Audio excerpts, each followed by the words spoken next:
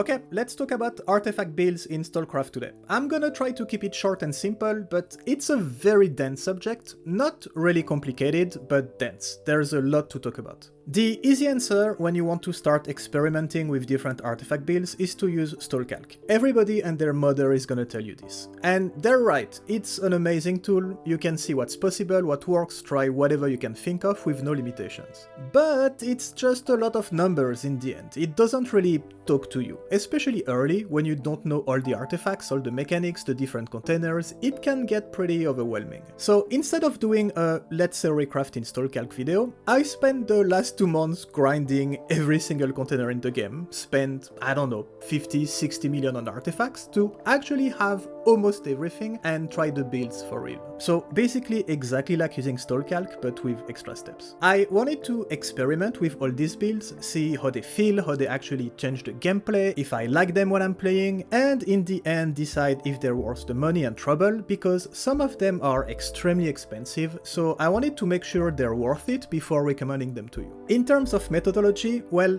I spent hours trying different combos, crunching the numbers, comparing everything, and most importantly, I looked at what other players were doing. Every time I got killed, and I have thousands of deaths, so I have a lot of experience in the matter, I would religiously check what builds other people are playing. A lot of them are dumb, sometimes you get killed by guys rocking the wildest shit out there, but a lot are also pretty good and creative, so every time I saw something interesting, especially the people absolutely destroying me, I wrote it down. From open world areas at the Stalker level to endgame battles with the full master plus 15 look at my 100 million builds boys, I took hundreds of screenshots of the interesting builds I was seeing, wrote down, organized everything, made charts to see what are the most popular ones, tried them myself and condensed everything in this video. You will find a big spreadsheet in the video description with all the results. I'm only gonna talk about what I think are the best builds for the price or the best builds overall in the video, but you can see everything I tried out in details with all the numbers in the spreadsheet. I'm not gonna talk about white artifacts and the super early backpacks and containers, it's useless, just do whatever at this stage of the game. I try to follow the regular progression most people will have in the game, so I structured the video and spreadsheet like this. Early game speed and PvP builds with all green artifacts, mid game builds with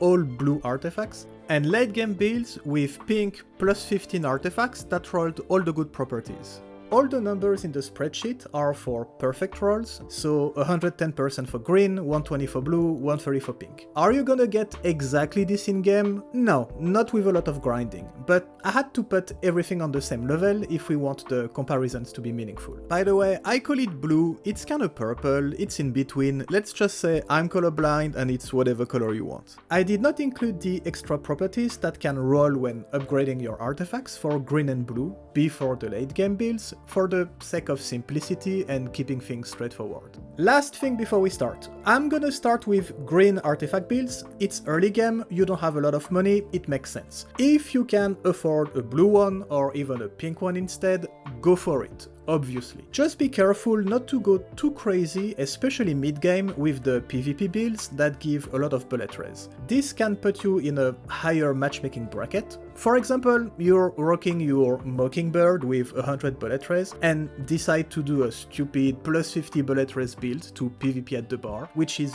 very easy to do even with only green artifacts. You might end up being matched up against veteran players that have base armors with similar stats. Does it work exactly like that? No, the matchmaking is absolutely dogshit in this game anyways, but just be careful. And read the article the devs made on the matchmaking if you want to know more. I'll link it in the description. Because the amount of misinformation I see about the subject on a daily basis is kinda mind-blowing. Okay, with all of that out of the way, let's start. Actually, no, let's not start yet. I want to talk quickly about the Buryat. I see that question asked pretty often. Is farming for the Buryat worth it? The Buryat being this device that shows you the location of artifacts and makes hunting for them much easier, but is a real pain in the ass to farm.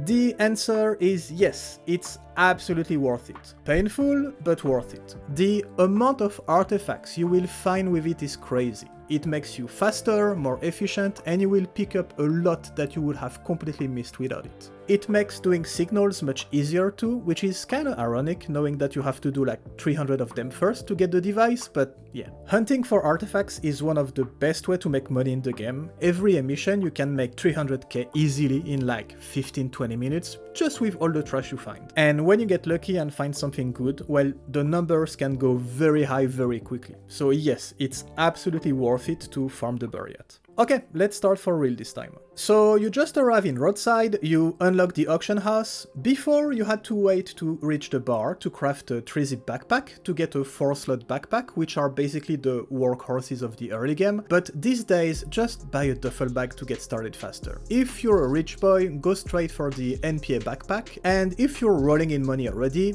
go for the Soviet one, it's the best in slot. At this stage of the game, you want a speed, stamina build just to make you more efficient and progress faster. In my opinion, the best is to start with a Candlelight, Comet and 2 Rattles. You get a pretty decent move speed boost, a big chunk of stamina to run much longer, and some stamina regen.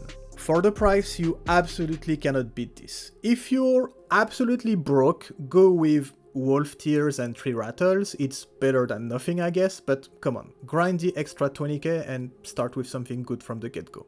After you saved some money, switch the Candlelight for a Gum and one of the Rattle for a Spiral, and you have probably one of the best balanced speed builds for early game. If you want to focus on pure speed, Gum, 2 batteries and Comet works very well and is pretty cheap. If you're rich, there are some really good builds you can do around a white bracelet, like Transformer, 2 Ice Hedgehogs and Bracelet. You can switch 1 Hedgehog for a Rattle if you want more stamina at the cost of a little bit of speed. It's a gamble to use a white artifact, especially when it's the most expensive of the build. If you get a bad roll, you're pretty much screwed. I'm talking from experience here, as someone who got a 0% roll on my first bracelet. Yeah. And using a changing serum on a white artifact to reroll it is blasphemy in my opinion, but you do you. Technically, if you get a bad roll, you could do Radiator, 2 Comet and your shitty bracelet. This build actually needs a bad roll bracelet to work, or you will get some side damage, but it's actually a pretty strong build that I've been using, so I guess it makes the gamble not that bad. But if you have a lot of money that early to spend, go for Scrubber, Helium and 2 Spirals. Strong move speed, extra stamina and stamina regen, and some bonus carry weight. That's the best you can get, and there's no gambling with white artifacts involved. You probably noticed that all these builds do not give a lot of extra carry weight. It's because I kinda consider what the backpack already gives you plenty enough. But if you're a hoarder, there's a lot more options in the spreadsheet with more carry weight if you want to check them out. By the way, I ranked everything by price by checking every day for the past months the average prices on the auction house for every artifact and updating them regularly. It's an auction house. Prices move organically up and down all the time. The recent update completely screwed the economy, so it's just to give you a rough idea of what to expect. It's not an exact science. And if you're not a nerd like me that likes to do everything by hand, just use STALCRAFT database. You can see the history of prices of all the artifacts and items there. All the prices I put, I saw artifacts selling at those multiple times. The prices on the spreadsheet are on the low end of the spectrum, but still very realistic. Wait for good deals and you will save millions by checking the auction house regularly and waiting for the right opportunity. For example, on weekends, when more people are playing, 30-40 minutes after emissions, you have waves of new artifacts hitting the market, people cutting the prices down to sell quickly the stuff they just found, things like this. Okay, so you've been rocking your beginner speed build, life is good, and now you arrive at the bar. Maybe you want to do this kill the player's mission a bit more easily for the battle pass, maybe you've been killed coming back from a farm run too many times and you want to get some sweet revenge. It doesn't matter, you start thinking about getting a PvP build. It's very hard to do something decent in a backpack, you will need a container for this. And you just switch between your speed build and PvP build depending on what you do. The general rule for PvP builds is that if you have less than 200 bullet trays, just focus on getting more of it. When you reach 300, the diminishing returns of bullet trays start to kick in and you should start stacking vitality and healing instead, but yeah, at this stage of the game, we are only interested in getting more bullet trays. So let's start with the KZS4.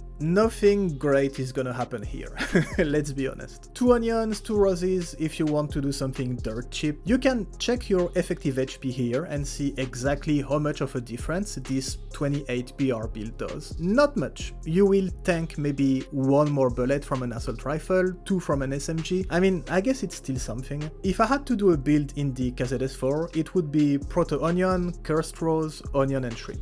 Yes, it's 6-7 times the price for just the same amount of BR, but you get carry weight, stamina and stamina regen, which makes the build actually playable. As soon as you get the KZS5, now we can start cooking some interesting stuff, using these same artifacts as a base. Proto Onion, Cursed Rose, 2 onions and shrimp. For the price, it's a very solid PvP build for the early game.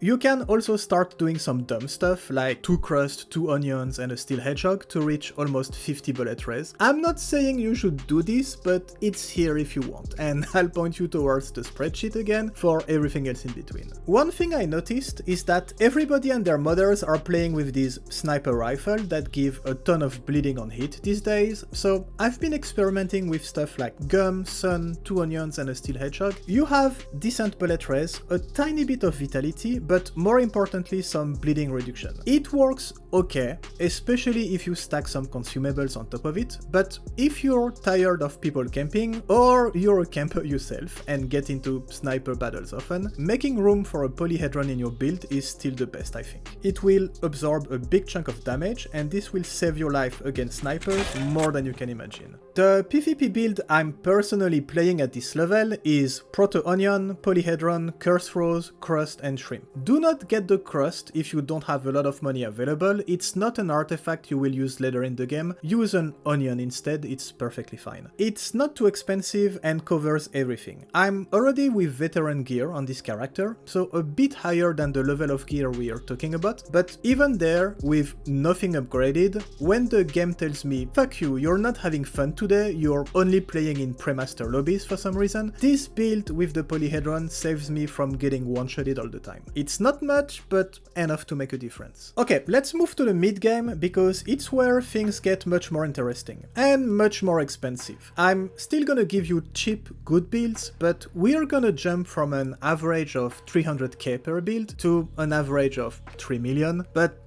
that's the game, the grind is only starting, believe me. All the numbers in the spreadsheet are for blue artifact, to reflect the level we're playing at, but I'm not gonna show you blue artifacts in the video because I don't have all of them. I went straight to pink for all the ones that were affordable, and by the way, you should probably do the same. If you can get pink artifacts straight away, just skip the blue ones. So the first option for the speed stamina builds is of course to keep your backpack with a similar build that we saw before and just slowly get better artifacts in it. That's the best way if you don't want to spend a lot of money. Most of these builds transfer very well in the KZS5 and you get an extra slot to add a little something. Not carry weight, if you need carry weight, just stay with your backpack, but more speed with an Ice Age Jug for example, you get the idea. I actually really like this build, but at almost 3 millions with the blue artifacts, it's a bit on the expensive side. If it's too much for your budget, you're gonna have to give up some move speed and stamina regen, but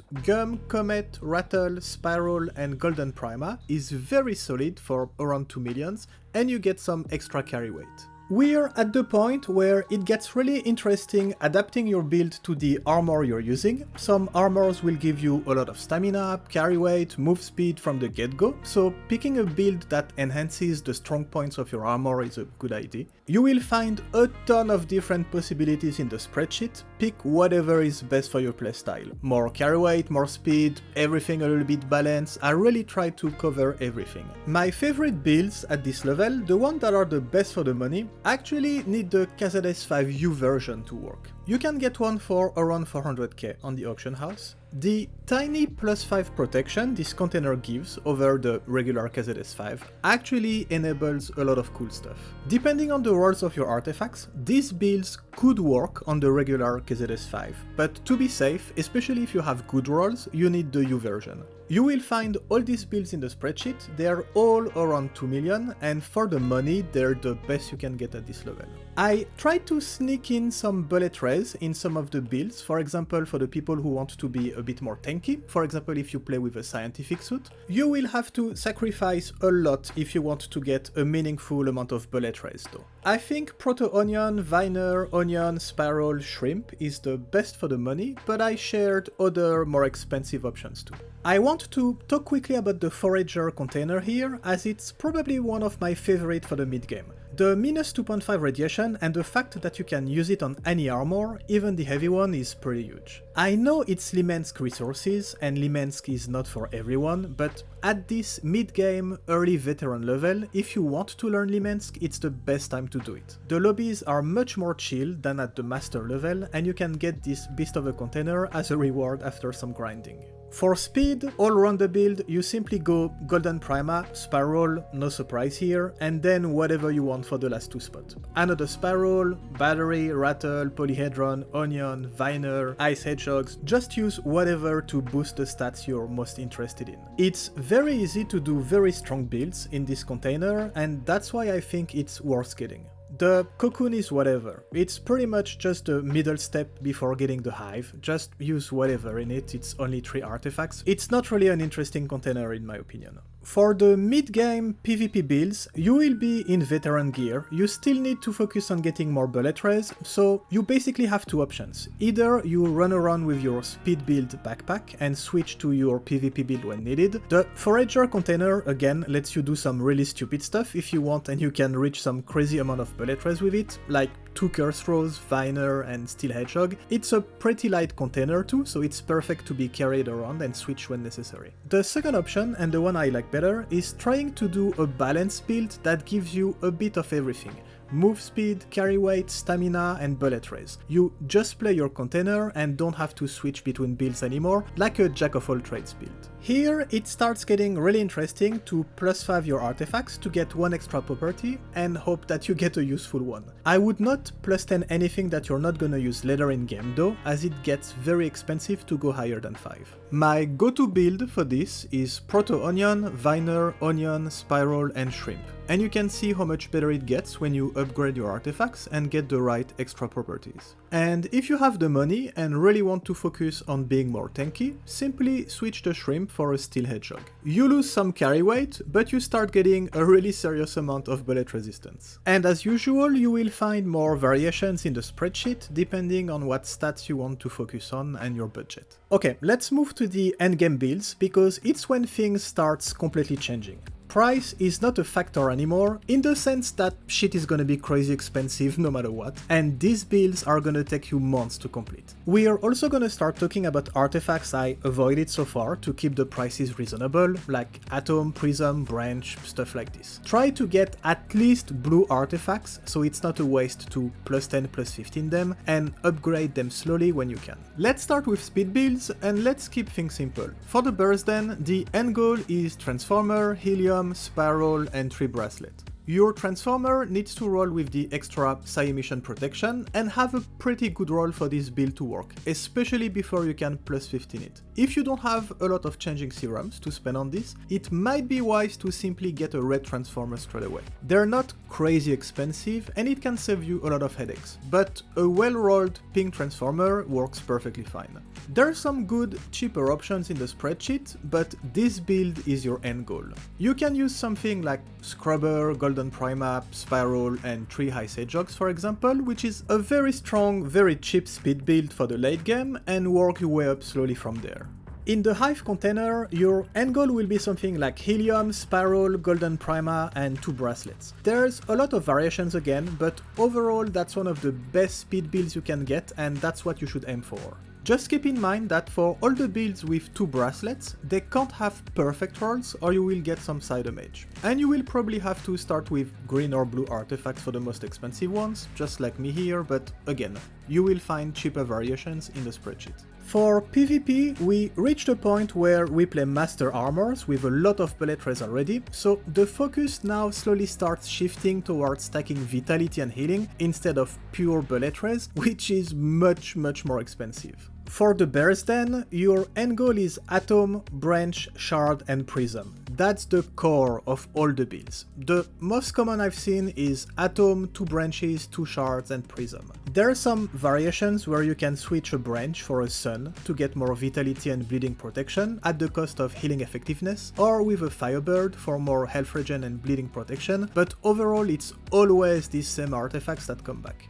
Personally, I like having a bit more bullet resistance, especially because you play the Bear's Den mainly with combo armors that don't have the highest BR already. And I understand that Prism is the best in slot, but that shit is way too overpriced. A pink Steel Hedgehog will give you the same bullet res as a blue Prism for half the price. And I'm not paying 10 million extra for a pink Prism for 3 more bullet res over the Steel Hedgehog. It doesn't make any sense. If you want to min-max your build, sure, but for most people, just stick with a Steel Hedgehog. The build I'm running is Atom, Branch, 2 Shard, Steel Hedgehog and a Curse Rose, and I'm very happy with it. You get a lot of vitality, health regen and healing effectiveness, and a big chunk of bullet resistance. For the Hive Container, the most common builds I've seen are Branch, Shard, Prism, Sun, Snake Eyes. That's at the core of pretty much everything. Again, I would play a Steel Hedgehog instead of the Prism, but you do you. You play the Hive on the heaviest armors, so you can completely drop